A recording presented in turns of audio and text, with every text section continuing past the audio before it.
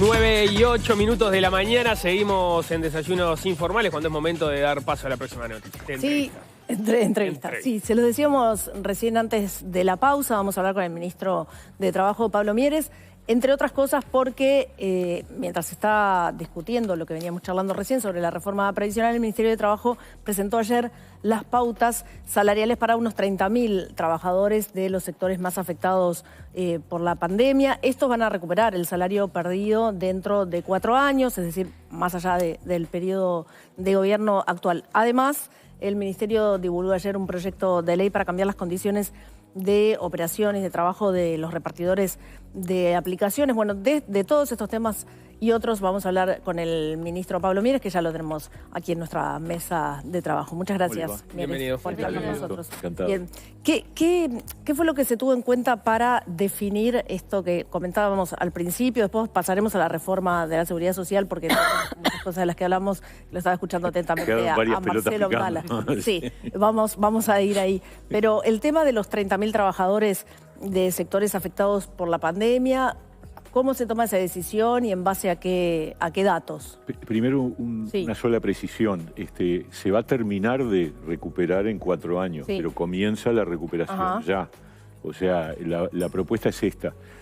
Era el caso más difícil, sin duda. Nosotros, con este sector de trabajadores que equivale al 5% del total de los que negociaron la 9ª ronda, son unos 30.000 trabajadores en 850.000 que negocian por Consejo de Salarios, son justo el sector que estuvo más tiempo sin actividad, que se cerró en varias oportunidades, que volvía a arrancar y tenía que volver a cerrarse porque las condiciones sanitarias así lo indicaban. Fue un sector donde las empresas también sufrieron mucho, muchas quedaron por el camino. Estamos hablando de hotelería, estamos hablando de servicios de comidas, estamos hablando de transporte turístico, de agencias de viaje, todos sectores muy, muy castigados que el año pasado, cuando nosotros abrimos la 9ª ronda, decidimos que ese grupo, o mejor dicho, propusimos, y así se acordó, quedara nuevamente en un periodo puente. Con lo cual, al quedar nuevamente en un periodo puente, ahora es el momento de una negociación de más largo aliento y, a su vez, ese nuevo periodo puente agudizó la pérdida del poder adquisitivo. Es un grupo de trabajadores que es el que ha perdido más en el sector, estamos hablando del sector privado formal, ¿no? Estamos en el orden del 9,5% por ahí de pérdida del poder adquisitivo. Pero a su vez también, del otro lado, tenemos empresarios que perdieron ahorros, que cayó su capacidad de crédito, que tuvieron que reducir personal, que tuvieron que hacer un montón de ajustes realmente muy complicados. Entonces, equilibrar entre las dos partes no era fácil y una de las soluciones que hemos propuesto, esto está en discusión, obviamente lo tienen que analizar las partes, es hacer una propuesta de largo plazo, que permite, por un lado, bueno, obviamente no seguir perdiendo, hacer por lo tanto correctivos por inflación anuales, digamos, adelantar inflación esperada y luego corregir por la inflación ocurrida, tomando como inflación esperada no las primeras proyecciones del gobierno, las del 2020, sino las que se ajustaron ahora a partir del empuje inflacionario, o sea, para que sean realmente realistas, digamos. Y en cada semestre hay un componente o de ajuste por inflación o de recuperación, de manera tal de que en el transcurrir de esos 4 años se completa la recuperación del poder adquisitivo y obviamente ese camino de recuperación se inicia ahora mismo. La idea igual era recuperarlo dentro del periodo de gobierno. Bueno, ahí en ese grupo va a ser difícil, salvo que haya acuerdos bipartitos que establezcan una recuperación anticipada. Puede haber también un planteo, decir, bueno, las cosas van... Porque además, fíjense, la mayoría de ese sector es el turismo. Uno mira la perspectiva para esta próxima temporada y dice, bueno, ok, problemas sanitarios yo creo que no va a haber, pero tenemos un problema de competitividad con Argentina muy, muy serio. La evaluación sobre la temporada es de mucha incertidumbre. Entonces tampoco es que tengamos delante una cosa que se recupera de una manera contundente, ¿no? Entonces todo eso hay que tenerlo en consideración y fue propuesto así ayer a las partes y cada una quedó en analizarlo y darnos retorno. Pero yendo a números globales de la pérdida de capacidad adquisitiva del salario desde marzo de 2020 hasta la actualidad es de 5,8%. ¿Cuál es la proyección del gobierno para marzo de 2025? ¿De qué monto será ese valor? Para de 5,8% depende de cómo lo tomás, porque ahí estamos tomando el cálculo del Cuesta Duarte, me parece, en el número que tú das. Sí, el Cuesta Duarte estimó que había sido de 4,9 con respecto a junio de 2019 y que se contabilizaban 28 meses de pérdida salarial. Sí, yo creo que ahí ellos, cada uno elige cuáles son el punto de partida y el punto de comparación. Pero a marzo de 2025, ¿cuál es la proyección del gobierno que va a ser ese monto? Nosotros, salvo ese grupo, nuestro compromiso es que todos los trabajadores públicos y privados formales hayan recuperado el salario real de la prepandemia. Ese es nuestro objetivo. Sigue firme. Y en el sector público se firmó un acuerdo en donde el gobierno se comprometió a dar aumentos con recuperación de manera tal de que a marzo del 25 estaríamos en el nivel de recuperación de la pérdida. Y en el caso del sector privado, nosotros publicamos la semana pasada un análisis por mesa de Consejo de Salarios y tenemos que un poco más de la mitad de los trabajadores privados que negocian por Consejo de Salarios tienen o no pérdida, 27%, o una pérdida de menos de 1%. Con lo cual, es claro que antes del 25 toda esa gente ya no va a tener pérdida. Y del resto tenemos un sector que es alrededor del 30%, 30 y pico por ciento, que ha perdido entre 1 y 2,6, perdón, entre 1 y 4. Y hay un 10% que perdió más del 4, entre los que están este grupo particular, ¿no? Ahí cabe quizás hacer una aclaración porque coincidieron casi con 2-3 días de diferencia. El Ministerio de Trabajo presentó estos datos y también el Instituto Cuesta Duarte. En realidad son datos que se toman de manera distinta. Lo que hizo el Cuesta Duarte, que mencionábamos recién la cifra, fue, bueno, primero que tomaron periodos diferentes porque el Cuesta Duarte empezaba un poco antes, pero sobre todo porque el Cuesta Duarte lo calculaba en base al índice medio de salarios, claro. O sea, es, digamos, todos los salarios, exacto, públicos, privados, exacto, formales, informales, y el Ministerio de Trabajo se remitió estrictamente a los privados que tenían acuerdos salariales, ¿no? Sí, es verdad, es correcto. Nosotros lo que hicimos fue calcular qué acuerdos salariales se firmaron y por lo tanto asumir que se cumplen, porque si no se cumplen hay sanciones, y de acuerdo a cómo se cumplieron, el 1 de julio del 20 tomamos como punto de partida para no hacernos trampas al solitario. El 1 de julio del 20 es el momento en que se disparó el ajuste por inflación, el correctivo por inflación final de la 7ª ronda, que es la ronda del gobierno anterior, del Frente Amplio. Pero dijimos 1 de julio del 20, no 30 de junio del 20, porque ahí faltaba el ajuste por inflación. Y tomamos el 1 de julio del 22, en donde en muchas mesas de la 9ª ronda se dio el ajuste por inflación. Y entonces son muy bien comparables. 2 años después, el primer caso es cuando recién arrancaba la pandemia, o mejor dicho, cuando empezó el periodo puente, que es el que determina la caída del salario del trabajador, y luego con parte de la ronda 9ª. Y eso es lo que nos da que un poquito más de la mitad de los trabajadores privados o no tuvieron pérdida, 27%, o tuvieron una pérdida de menos de 1%. Después está el resto, y ahí hay un tercio que está entre 3/4 partes tuvieron pérdida, digamos. Claro, sí, eso es así, pero nadie negaba eso. Lo que pasa es que se decía con la tabla del promedio, todos perdieron, no. Nosotros dijimos, vamos a ver cómo es la cosa, porque efectivamente, y hay una relación, tanto que se dice, el PIT-CNT dice, no, porque hay crecimiento, y el Frente Amplio también lo dice, pero no se recupera el salario. Si se fijan cuáles son los sectores que no perdieron, son los que han concentrado el crecimiento. Bueno, eso sector agropecuario, frigoríficos, todo lo que está vinculado al gran crecimiento de la economía. Te quería trasladar un razonamiento que hace el senador Astori en la entrevista que le hizo Búsqueda la semana pasada. Astori dice, tomando en cuenta las previsiones, lo que ha crecido el PBI y lo que el gobierno prevé que va a crecer el PBI hasta el final del periodo, va a haber un crecimiento del PBI del 9% con un aumento de 5.000 millones de dólares. Ahora dice Astori, si el objetivo es que los salarios recuperen lo que eran antes y que se mantengan iguales, hay 5.000 millones de dólares que se transfieren a otros sectores, no a los trabajadores. Yo creo que, a ver, claramente, si tú decís los sectores que están vinculados al gran crecimiento, al crecimiento de la economía, no perdieron poder adquisitivo del salario, estamos demostrando que eso que se ha dicho, que es que no se traslada el crecimiento al salario, no es correcto. Pero no deberían haber crecido en salario esos trabajadores. Algunos crecieron un poquito y otros se mantuvieron. Lo que quiero en un decir contexto de caída del salario del mundo. Claro, pero en estos sectores que tuvieron muy fuertes ingresos, que les fue bien más allá de todo, que han logrado exportar como nunca, esos trabajadores, no los exportadores, los trabajadores, ¿no debieron haber crecido a la par? Yo creo que, haber mantenido... que probablemente en la próxima ronda se establezca una pauta mejor para esos trabajadores, seguramente, porque tienen una realidad mejor.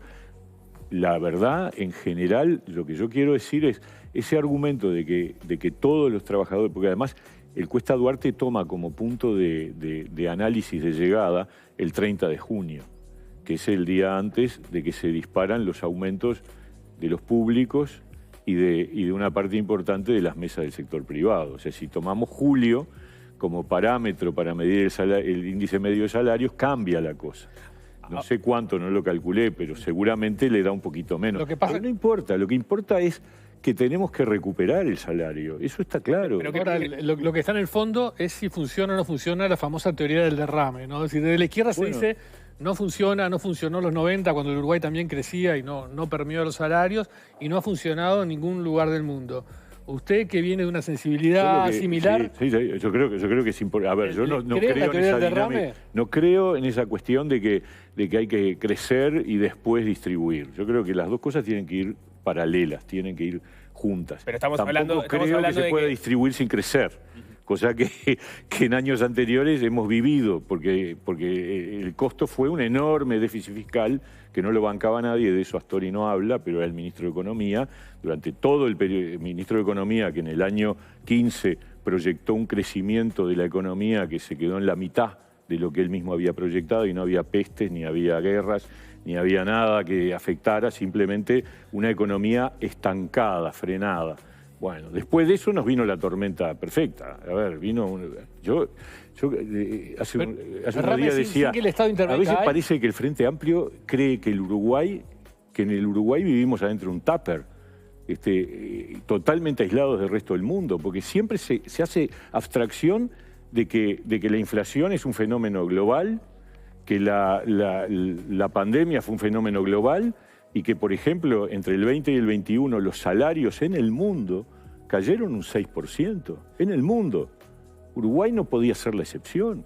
Y Uruguay ha recuperado el empleo más rápido que buena parte de los países del mundo. Yo me tomé el trabajo de comparar las tasas de desempleo, de empleo y de actividad del primer trimestre del 20 contra el último trimestre del 21, comparado a Estados Unidos, Canadá, España, varios países de Europa y algunos de América Latina, y Uruguay salía primero en la velocidad de volver a los indicadores del primer trimestre del 20, en empleo, ¿no es cierto? En salario venimos recuperando y tenemos que seguir recuperando. Ahora, pero usted hablaba de que es partidario del crecimiento y la distribución en paralelo. Eso es justamente lo que no está ocurriendo. De hecho, lo que tenemos es, la economía demoró 2 años en recuperarse por la pandemia, demoró 2 años, y en el mejor de los casos, los salarios van a demorar 5. Esa velocidad... 5 no. 5 para estar en el mismo nivel que estaban prepandemia. 5 no.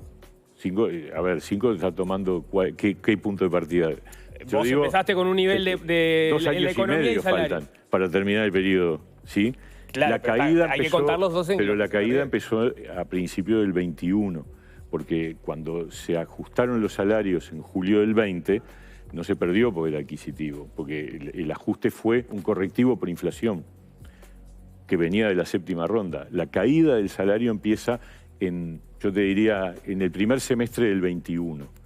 En el primer semestre del 21. Y la idea es recuperarlo a finales del 24, principios del 25 a más tardar, salvo este grupo. Este grupo va a quedar para atrás, va a demorar más. Hay un desfasaje claro con cuánto demoró la economía en recuperarse. Pero siempre pasa eso. A ver, cualquier economista con honestidad te dice, cuando la economía crece después de un periodo de crisis, hay un delay, hay una demora en que se traslade eso a los ingresos de la población. Eso ha sido así toda la vida. Y el timing de que sea, digamos, un par de años posterior, que sea un par de años después. Y bueno, vamos a ver, yo te diría, nosotros tenemos dentro de un año la 10ª ronda. Y ahí el objetivo del gobierno es pautar para que se termine entre el 23 y el 24 la brecha de pérdida salarial. ¿Pautar y laudar? Pautar. Obviamente cuando pautamos después en las mesas, cuando se discute y eventualmente no hay acuerdos, el gobierno vota de acuerdo a la pauta. Bueno, no, pero como alguna vez no ha pasado, ¿no? Que se en general sí, lo que no hicimos fue modificar convenios colectivos recientes para obligar a un correctivo por inflación. Eso fue lo único que no hicimos, pero en general nos mantenemos con la pauta del gobierno. Retomando un poco lo que mencionaba Leo de la entrevista de búsqueda a Astori, y también que está vinculado con lo que dijo el diputado Olmos ayer aquí en este programa, de que el PIB creció lo suficiente como para empezar a desarrollar políticas de derrame en la sociedad. ¿Usted entiende que es el momento de hacer eso o usted entiende que es el momento de atender el déficit? ¿Qué es lo que hace el gobierno? Estamos haciendo eso. ¿Derrame o atender el déficit? Las dos cosas, pero, a ver, controlar el déficit, pero claramente esta rendición de cuentas fue una rendición de cuentas de incremento de gastos, en particular en la educación, que para mí es la reforma más importante que tiene el país, no desde ahora, desde hace 20 años. ¿Más que la de la seguridad social? Sí, sin duda. Yo creo que con mirada de futuro, la de seguridad social es inevitable. O sea, a nadie le gusta hacer una reforma de seguridad. Ojalá tuviéramos otros números, pero la de la educación es la oportunidad de las futuras generaciones. Nosotros tenemos un drama en la educación que a veces no nos damos cuenta. El dato de que 6 de cada 10 gurises no terminan enseñanza media es una catástrofe. Y venimos observando ese dato casi naturalizado. Ahora, hubo 15 años de un gobierno progresista que no hizo nada en materia de cambio educativo. Absolutamente nada. Dijeron que iban a cambiar el ADN de la educación y no pasó nada. No se movió la aguja en ningún sentido. Hubo un dejar correr en educación, nada más ni nada menos. Entonces, ahora estamos... El plan Ceibal, el refuerzo presupuestal... El plan Ceibal es verdad y es bueno. Y yo a eso lo tengo que reconocer. Y fue muy útil en la pandemia. Es verdad. Se hizo por encima de la ANEP. Se esquivó la negociación con ANEP, pero es verdad, esa te la reconozco. Y la mejora de las condiciones laborales de los maestros y docentes también de todos los trabajadores, no de maestros y docentes, de todos los trabajadores. Bueno, pero ahí hubo... Pero no hubo, pero justamente porque el Frente Amplio se creía que con eso, aumentando la plata en la educación y poniendo a dirigentes sindicales a conducir la educación, iban a cambiar la educación. ¿Y qué fue lo que cambió? ¿Y qué fue lo que fracasó? Justo el aumento, ¿no? Para los docentes que tenían salarios recontra sumergidos. Hubo aumento del salario real durante los gobiernos del Frente Amplio. Hubo un crecimiento también muy significativo y no hubo pandemias ni hubo la crisis que vivió el mundo en estos años. El Frente quiso hacer reforma educativa, no pudo. Lo expresó así Mujica, por ejemplo, en fin. ¿Qué es lo que no hizo el Frente que este gobierno va a lograr hacer para que resulte? Porque la transformación educativa. Sí. Yo digo, no es el área que yo estoy trabajando, pero me importa mucho. La transformación curricular, eso me parece que es fundamental. Cambiar los contenidos que se aprenden en la educación. Y ahí sí me conecta con trabajo, porque el tema es que hoy en día hay una especie de corte entre lo que se aprende en las aulas y lo que después se necesita para trabajar, para insertarse exitosamente en el mundo adulto. Entonces, la transformación de los contenidos curriculares es absolutamente fundamental. La transformación de un modelo que pasa de aprendizajes de temas a competencias y habilidades es clave. Y en eso está esta transformación educativa. Y lo otro, algo que ha dicho correligionario y compañero de toda la vida, Javier Lacida, que es el director del INED, la comunidad educativa hace la diferencia. Construir comunidades educativas que realmente tengan autonomía para tomar decisiones y llevar adelante transformaciones y con docentes estables. En los gobiernos anteriores no se animaron siquiera a mantener un esquema de elección de horas que garantizara la estabilidad del docente en un mismo lugar. Eso está encaminado, ya avanzó y va a seguir avanzando. Eso para mí es fundamental porque el mundo es muy dinámico Y yo creo que una parte de la deserción, no toda, quizás ni la mayoría, pero una parte de la deserción estudiantil tiene que ver con que el chiquilín se aburre y además siente que lo que está aprendiendo en el aula no tiene mucho que ver con lo que después va a necesitar en la vida. Entonces, eso tenemos que cambiarlo. Para mí es la reforma más importante y hay que empujar. Obviamente no se reforma en un año ni en dos, porque se requiere que una currícula nueva empiece a transitar por las distintas generaciones, pero desde la perspectiva del trabajo, esa sintonía entre educación y trabajo hay que reconstruirla. Sin duda. Si los salarios no suben, muchas familias se verán obligadas a que los chicos salgan a trabajar jóvenes también. Bueno, a ver, primero, tenemos un drama que es el desempleo juvenil. Es decir, salen muchos a trabajar y no consiguen trabajo. Ese es un drama que viene de hace décadas y que realmente nos debería sacudir también. Porque desertan del sistema educativo, pero no se incorporan al mercado laboral. Tenemos una tasa de desempleo que es el triple de la que tiene el país. Pero eso hace años, muchos años, décadas, lamentablemente. Tenemos un 24% de desocupación entre los gurises de 18 a 24 años. Y eso tiene que ver con la capacidad de adquirir habilidades y competencias educativas en el sistema educativo y también las otras, las blandas, las transversales, la cultura del trabajo, ciertas habilidades que son muy valoradas por los empleadores, que tienen que ver con puntualidad, asistencia, en fin, todas esas cosas. Dijo al inicio de la entrevista que habían quedado varias pelotas picando respecto a lo que había estado comentando minutos antes el presidente del PIT-CNT, Marcelo Abdala. ¿Cómo se para? Usted tiene un doble sombrero, ¿no? Sí, claro. Como líder del PI y como ministro de Trabajo. Sí. ¿Cómo se para frente a esta discusión de la reforma de la Seguridad Social? A ver, todo el sistema político en el 2019, durante la campaña, todos dijimos que había que hacer una reforma de la Seguridad Social. No cuál reforma, ¿no? Bueno, pero que había que... Pero sí, ¿por qué? ¿Por qué? ¿Porque nos gustaba hacer reformas? No, porque el sistema no tenía sostenibilidad financiera. Lo dijo Danilo Astori muy claramente cuando era ministro de Economía, a mitad del periodo anterior, dijo el próximo gobierno, sea cual sea, va a tener que hacer una reforma de la Seguridad Social. Lo dijo Mujica muchos años antes, cuando era presidente, dijo no me va a tocar a mí, pero yo tengo que decir que en el futuro van a tener que trabajar más años.